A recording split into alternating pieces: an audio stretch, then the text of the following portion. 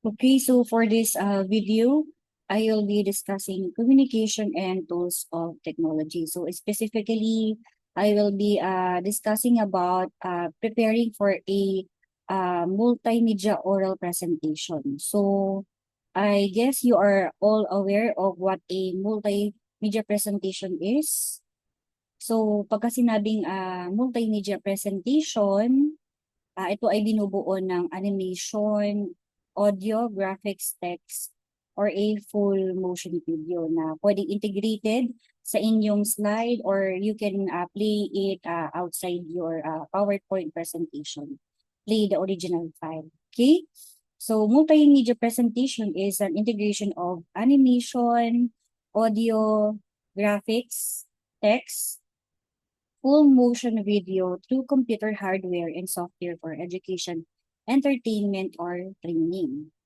So we have actually three processes or stages of preparing a multimedia oral presentation. So the first stage is the planning, kung saan you will prepare your outline for your presentation.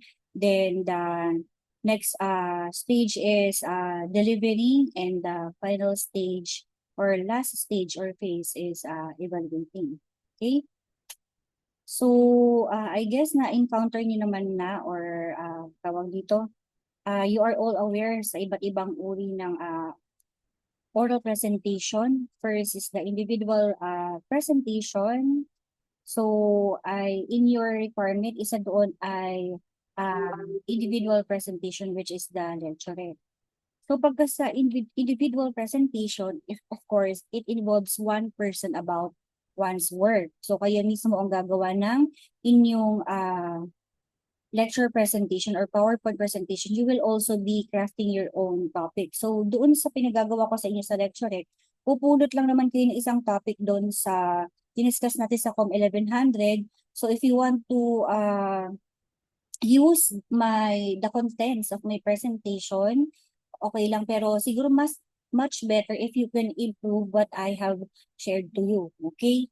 And usually it culminates in an open forum. So since I do not require naman na merong participants in your lecture, so kahit wala namang ganun. So basta i-deliver niyo lang kung ano yung uh, topic na gusto niyong i-discuss, okay? Then we have the group presentation. So in one of the sections which I handle, meron silang minimum 4 and maximum of 6 na members per group. So ideally kasi ay at least 3 members. So okay na yung 4 to 6. Kasi pagka 3 members lang yung group, masyadong maraming groupings. Mahirap ng matagal na siyang i-check or evaluate.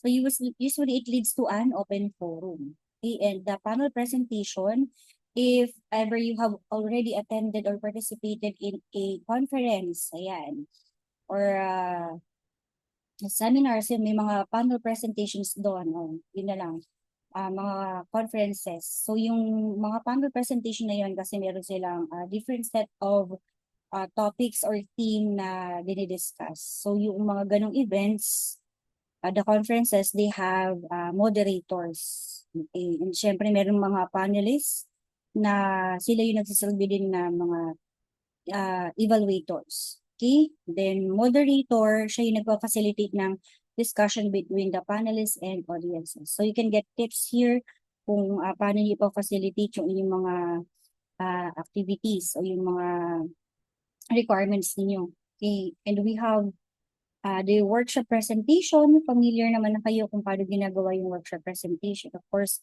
meron kayong isang parang output na dapat i-produce and present. Okay, and the poster presentation, nowadays, lalong-lalo na dito sa CLSU, kahit yung poster ay ipinipresent pa rin in certain conferences. Then we have the individual or group demonstration.